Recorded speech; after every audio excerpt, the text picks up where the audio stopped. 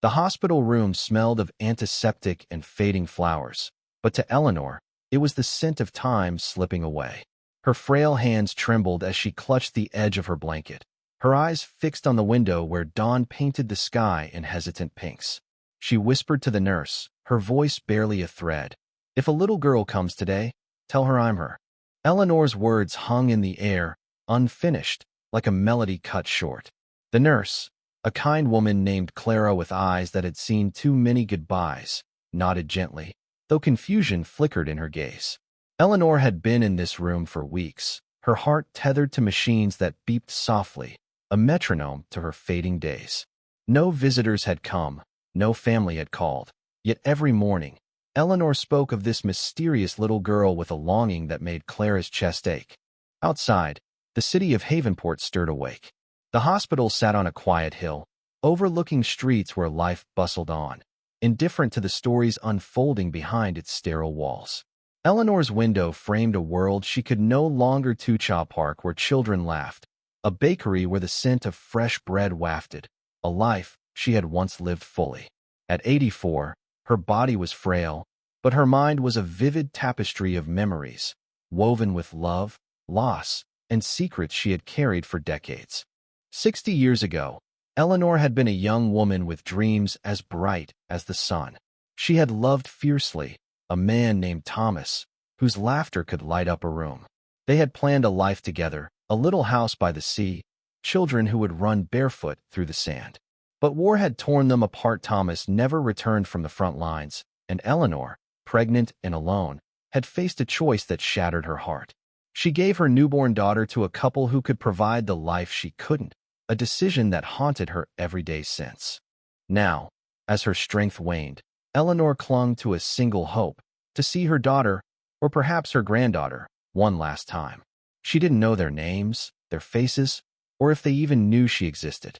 All she had was a faded photograph tucked under her pillow, showing a young Eleanor holding a tiny bundle, her eyes full of tears and love. Every morning, she whispered her cryptic message to Clara, as if speaking it aloud could summon the family she had lost. Clara, meanwhile, had grown fond of Eleanor. The old woman's story, soft dancing under starlight, of baking pies for neighbors, of a life filled with small joys, had become a quiet refuge in Clara's long shifts. But the mention of the little girl puzzled her. Eleanor never explained, and Clara didn't press. Instead, she began to watch the hospital entrance each day, wondering if this elusive child would appear. On the 7th morning of Eleanor's cryptic request, a stranger arrived at the hospital.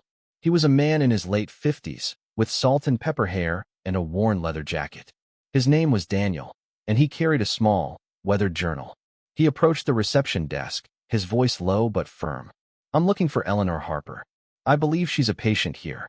Clara, who happened to be passing by, overheard and felt a jolt of curiosity. She introduced herself and led Daniel to Eleanor's room, her mind racing. Was this the connection Eleanor had been waiting for? Daniel's face was lined with a quiet grief, but his eyes held a spark of determination.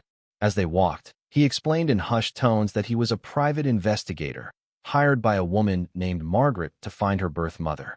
Margaret, now in her 60s, had only recently learned she was adopted, and the trail had led to Eleanor. Clara's heart pounded as she opened the door to Eleanor's room. The old woman was awake, her gaze fixed on the window as always. When she turned and saw Daniel, her eyes widened, a flicker of recognition or perhaps hope crossing her face. "Is she here?" Eleanor whispered, her voice trembling. Daniel knelt beside her bed, his hands gentle as he opened the journal. "Eleanor, my name is Daniel. I'm here about your daughter, Margaret. She's been looking for you." Eleanor's breath caught, and tears spilled down her cheeks. "Margaret," she repeated, the name a prayer she had never dared to speak aloud. Daniel explained that Margaret had grown up loved, but always felt a piece of her was missing. She had hired him to find her roots, and the journal filled with adoption records and old letters had led him to Havenport. As Eleanor listened, her heart swelled with a mix of joy and sorrow.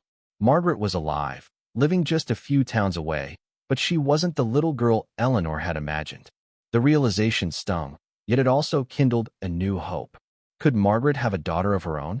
Was that the little girl Eleanor's heart had been calling to? Clara, standing quietly by the door, felt tears prick her eyes. She had seen many patients come and go, but Eleanor's story was weaving itself into her soul. She excused herself to give them privacy, her mind buzzing with questions. Who was this little girl Eleanor spoke of? And would Margaret come before it was too late? As the sun climbed higher, Eleanor clutched the photograph under her pillow, her fingers tracing the faded edges. She told Daniel about the day she had given Margaret away, her voice breaking as she described the pain of letting go. Daniel listened, his own heart heavy with the weight of her story. He promised to contact Margaret and arrange a visit, but he warned that it might take time. Margaret was hesitant, unsure if she was ready to face the past. That night, Eleanor lay awake, her thoughts a whirlwind of hope and fear. She stared at the window, where the moon cast a silver glow, and whispered her mantra once more. If a little girl comes today, tell her I'm her. She didn't know why the words felt so right, but they were her anchor, her prayer, her last thread to a life she had never fully lived. The hospital hummed with its usual rhythm-beeping monitors, muffled footsteps, the occasional sob from a nearby room. Eleanor's world, however, had shifted. Since Daniel's visit, her heart thrummed with a fragile hope, though doubt gnawed at its edges. Would Margaret come? Would she forgive the mother who had given her away? Clara noticed the change in Eleanor. The old woman's eyes, once dulled by resignation, now sparkled with a quiet fire. She still gazed out the window each morning, but her whispers of the little girl grew softer, as if she were guarding a secret too precious to share. Clara couldn't help but feel protective of her patient, checking on her more often, lingering to hear fragments of her stories. On the 10th day, a new figure appeared at the hospital's entrance. She was a woman in her early 30s, with dark curls and a hesitant stride. Her name was Lily, and she carried a small bouquet of daisies, their petals trembling in her nervous hands. Clara, ever watchful, approached her at the reception desk. "I'm here to see Eleanor Harper," Lily said, her voice barely above a whisper. I think she might be my grandmother." Clara's breath caught. This was the twist she hadn't expected. A granddaughter, not the daughter Eleanor had spoken of. She led Lily to Eleanor's room, her mind racing with questions. How had Lily found her way here? Was she the little girl Eleanor had been waiting for? Inside the room, Eleanor was dozing, her hands folded over the photograph. The soft light from the window bathed her in a gentle glow, making her seem almost ethereal. Clara cleared her throat, and Eleanor's eyes fluttered open. When she saw Lily, her face froze, then softened into a smile that held a lifetime of longing. "Lily," Eleanor whispered, her voice trembling with disbelief. Lily nodded, tears welling in her eyes. She stepped forward, placing the daisies on the bedside table. "My mom Margaret told me about you," she said. "She's not ready to come yet, but I had to meet you." Eleanor's heart ached at the mention of Margaret's hesitation, but the sight of Lily filled her with a warmth she hadn't felt in years. She reached out, her frail hand finding Lily's. "You're her daughter," she said, her voice thick with emotion. "You're my little girl." Lily sat beside her, and the room seemed to shrink around them, as if the world had paused to witness their reunion. She told Eleanor about her life growing up in a small town, her love of painting, her curiosity about her roots. Margaret had only recently shared the truth about her adoption, and Lily, bold and determined, had insisted on finding Eleanor herself. As they spoke, Clara lingered in the doorway, her heart swelling with a mix of joy and sorrow. Lily's arrival was a miracle, but Margaret's absence cast a shadow. She wondered what held Margaret back: fear, anger, or perhaps a wound too deep to heal. Clara had seen families torn apart by time and secrets, and she prayed this one could mend. Eleanor, meanwhile, drank in every detail of Lily's face, seeing echoes of herself and Thomas in her granddaughter's features. She told Lily stories of her youth dancing with Thomas under the stars, baking pies for the neighbors, the day she had to say goodbye to Margaret. Each word was a thread, weaving a connection that had been severed for decades. But the moment was fleeting. Eleanor's strength was fading, and Clara noticed the monitors beeping more insistently. She stepped in, gently suggesting that Lily let Eleanor rest.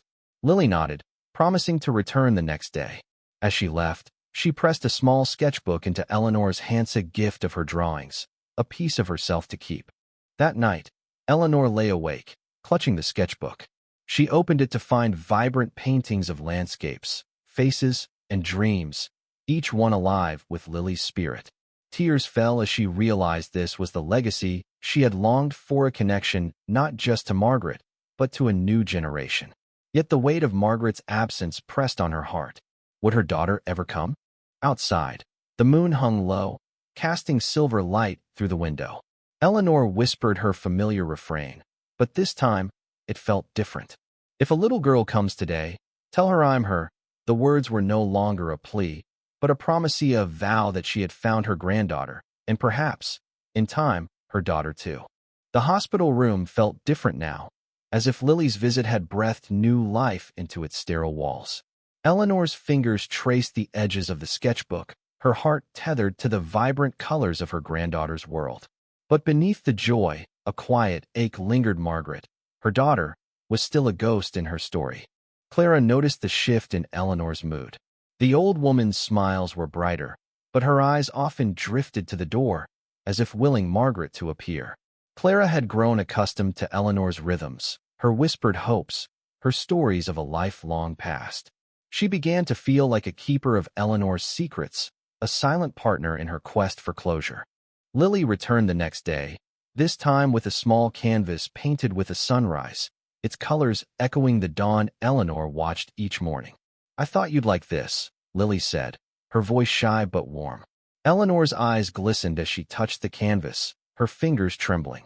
"It's beautiful, just like you," she said, her voice breaking. Their conversations grew deeper, weaving a tapestry of shared dreams and regrets. Lily spoke of her mother's hesitation, explaining that Margaret was afraid of reopening old wounds, afraid of facing the woman who had given her away. Eleanor listened, her heart heavy but understanding. She had carried her own fears for decades, and she couldn't blame Margaret for hers. On the 12th day, an unexpected visitor arrived. He was a boy, no older than 10, with tousled brown hair and a backpack slung over one shoulder. His name was Ethan, and he introduced himself to Clara as Lily's younger brother. "I heard about my grandma," he said, his voice bold despite his small stature. "I wanted to see her." Clara's heart skipped. Another grandchild, an unexpected twist that added a new layer to Eleanor's story. She led Ethan to the room, where Lily was already sitting with Eleanor, sharing stories. When Ethan walked in, Eleanor's face lit up, a mix of surprise and joy. "Ethan," she whispered, as if his name were a gift.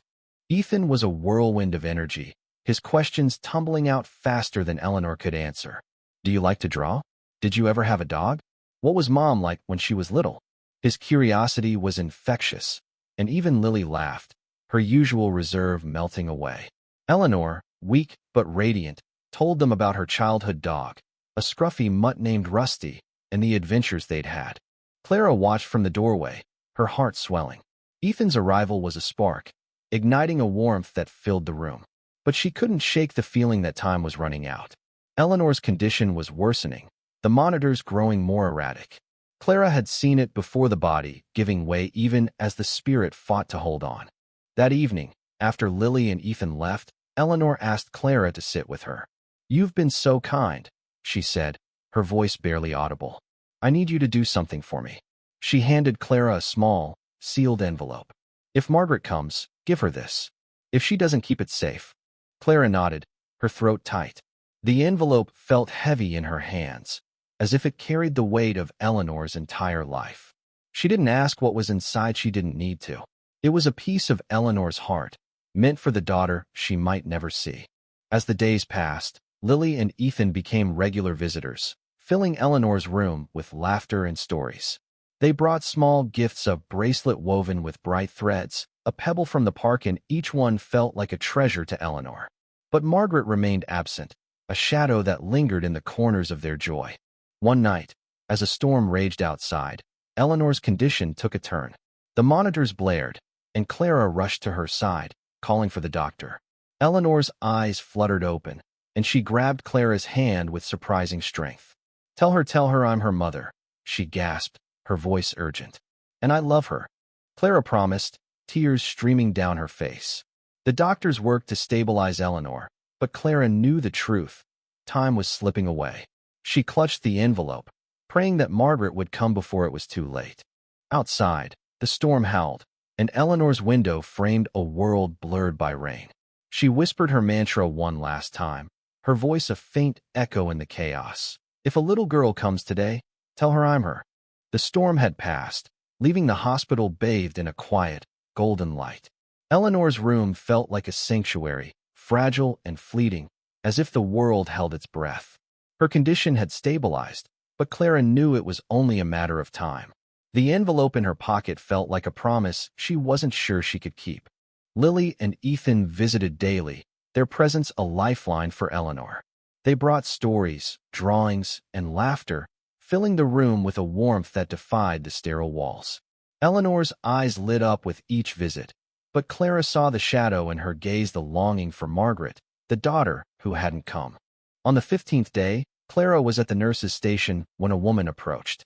She was in her 60s, with graying hair and eyes that mirrored Lily's. Her hands trembled as she spoke. "I'm Margaret," she said, her voice barely steady. "I'm here for Eleanor Harper." Clara's heart leapt. She led Margaret to Eleanor's room, her steps quick but careful, as if she might break the moment's fragile magic. When they entered, Eleanor was awake, her gaze fixed on the window. Lily and Ethan were there, sharing a new drawing, but they froze when they saw their mother. "Mom," Lily whispered, her voice a mix of shock and relief. Margaret nodded, tears spilling down her cheeks. She stepped forward, her eyes locked on Eleanor, who turned slowly, as if sensing her presence. "Margaret," Eleanor breathed, her voice trembling with a lifetime of love and regret. The room seemed to still, the air thick with emotion. Margaret knelt beside the bed, her hands reaching for Eleanor's. "I'm sorry it took so long," she whispered. "I was afraid, but I'm here now." Eleanor's face crumpled, tears streaming as she clutched Margaret's hands. "My girl," she said, her voice breaking. "My little girl." The words echoed her daily mantra, but now they were whole, complete, a promise fulfilled.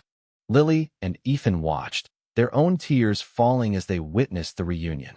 Clara, standing by the door, felt her chest tighten. She slipped the envelope from her pocket and placed it on the bedside table, its purpose now fulfilled. Margaret noticed it and, with trembling hands, opened it.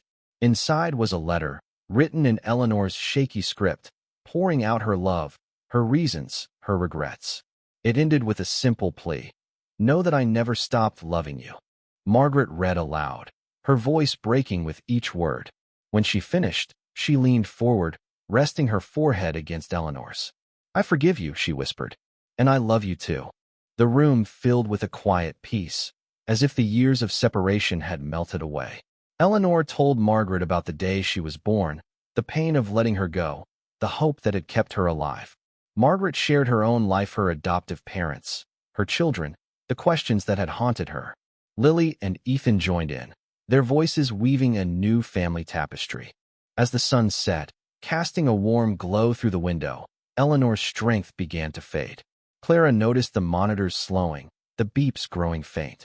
She stepped forward, her heart heavy, and gently urged the family to say their goodbyes.